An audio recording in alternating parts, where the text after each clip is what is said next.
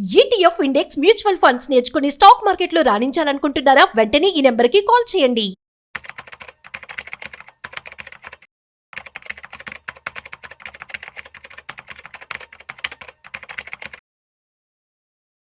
నమస్తే, నేను జీవి సత్యనారాయణ.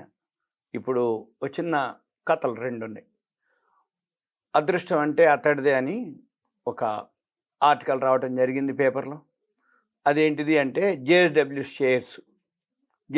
షేర్స్ తండ్రి ఎప్పుడో 1990లో కొని అంటే ఇంట్లో మరి మర్చిపోవడం జరిగిందో ఎక్కడ పడిపోయినాయో తెలియదు.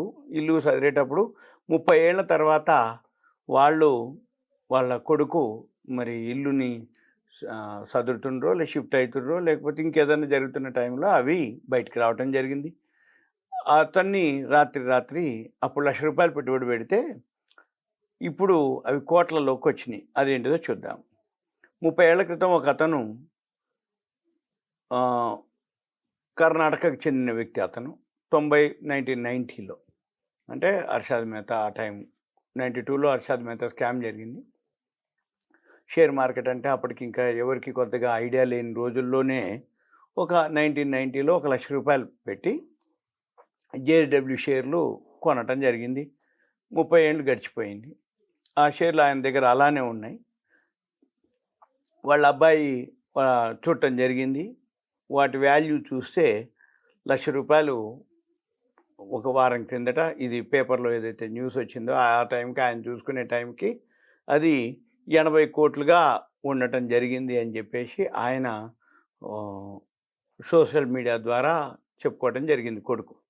అతని అదృష్టానికి ఇక నెటిజన్లు కూడా షాక్ అవుతారు, ఇక సంతోషం కూడా వ్యక్తం చేస్తారు. అయితే ఇప్పుడు ఆ 90 కోట్లు వస్తున్నాయి కాబట్టి ఇంకా ఆయన బిజినెస్ చేసుకోవచ్చు, రిటైర్మెంట్ తీసుకోవచ్చు, లైఫ్ ఎంజాయ్ చేయొచ్చు. ఇక అందరూ అతనికి ఇలాంటి అదృష్టవంతుడు అని శుభాకాంక్షలు. అయితే ఈ స్టీల్ కంపెనీలో జేఎస్డబ్ల్యూ జిందాల్ అనమాట అది పేరు. అయితే దాని విలువ ఓకే. ఇక మనం ఏంటిది అంటే ఎప్పుడైతే ఇటువంటివి జరుగుతుంటాయి మనం వింటూ ఉంటాం. గతంలో కూడా ఒకసారి మనము ఒక 8 ఏళ్ల క్రిందట ఒక మనవడు తాతగారు రవి అనే ఒక వ్యక్తి, అతని తాత కూడా 1990లోనే ఎంఆర్ఎఫ్లో ఒక 20,000 షేర్లను కొనుక్కోవటం, అవి 130 కోట్లు. 8 ఏళ్ల కిందట కథ ఇది. 130 కోట్లు మనం టీవీలో వీడియోలు ఛానల్స్ అన్నిట్లో చూడటం జరిగింది. అయితే ఆ 130 కోట్లు ఆయన కోమాలోకి పోవటం తాత. అప్పటి నుంచి తర్వాత కోమాలో నుంచి 30 ఏళ్ళ తర్వాత బయటికి రావటం నా ఎంఆర్ఎఫ్ అంటాం. ఎంఆర్ఎఫ్ అంటే మద్రాస్ రబ్బర్ ఫ్యాక్టరీ. ఇప్పుడు 1,40,000 దాకా ఉందనుకోండి, దరిన్నర. అయితే ఎప్పుడైతే అనటం జరిగిందో వాళ్ళు చూడటం జరిగింది, ఇవన్నీ ఎంక్వైరీ చేయటం జరిగింది. ఓకే అంటే దాని మీద బోనస్లు అనుకోండి, ఏవైతే డివిడెండ్లు అనుకోండి, అవన్నీ కలిపి అప్పటికి 8 ఏళ్ల కిందటే 130 కోట్లుగా ఉన్నట్టుగా చెప్పడం జరిగింది. తాత మనవడు, తాత పెద్దోడు అయిపోయాడు, రవి అనే అతను జరిగింది ఇది. అయితే ఎప్పుడైనా కానీ ఏం జరుగుద్ది, లాంగ్ టర్మ్లోనే పైసలు వస్తాయని చెప్పడం ఈ కథలు రెండు కూడా మనకి. ఎప్పుడైనా కానీ ప్రారంభంలో స్వల్ప మొత్తంలో ఎవరైతే పెట్టుబడి పెట్టేస్తారో తర్వాత దానికి కొన్ని ఏళ్ల తర్వాత ఏమవుతుంది, ఆ ఇండస్ట్రీ డెవలప్ కావటం, ఇండస్ట్రీ గ్రోత్ రావటం, కంపెనీ సంపాదించుకుంటూ లాభాలు పోవటం, అదే షేర్ హోల్డర్స్కి బెనిఫిట్ రావటం. అందుకని చిన్న మొత్తాలు ఎప్పుడైతే మామూలుగా పెడతారో పెరుగుదల జరుగుతూ ఉంటుంది. అంటే ఏండ్లు తర్వాత అది ఒక. అయితే అంటే ఏం చెప్తుంది, షేర్ మార్కెట్లో దీర్ఘకాలిక పెట్టుబడి ఎవరైతే పెడతారో నాణ్యమైన స్టాకుల్ని ఎక్కువ కాలం పాటు ఉంచుకోవటంతో అప్పుడు గణనీయమైన లాభాలు వస్తాయని చెప్పేసి చెప్తుంది. ఎంఆర్ఎఫ్ అనుకోండి, జేఎస్డబ్ల్యూ స్టీల్ అనుకోండి. అయితే దశాబ్దాలు కలిసి ఉండటం వల్ల ఏమవుతుంది, చిన్న పెట్టుబడే సంపద సృష్టికి దారితీస్తుంది అనమాట. అయితే కాలక్రమేణా ఈ ఎంఆర్ఎఫ్ టైర్లలో వాళ్ళే లీడరు కాబట్టి గణనీయమైనటువంటి వృద్ధి సాధించడం.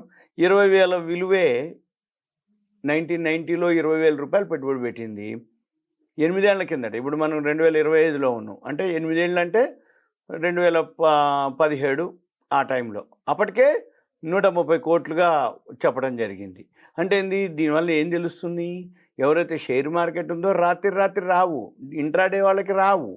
దీర్ఘకాలిక పెట్టుబడి పెట్టి కంపెనీ కనుక హోంవర్క్ చేసి వాల్యూ కనుక ఉన్నటువంటి కంపెనీల్లో సెలెక్ట్ చేసి చూస్ చేసుకొని కనుక మీరు పెట్టుబడి పెడితే అవి కొన్నేళ్లకి మంచి పైసలు వస్తాయని చెప్తున్నాయి ఈ 2 కథలు.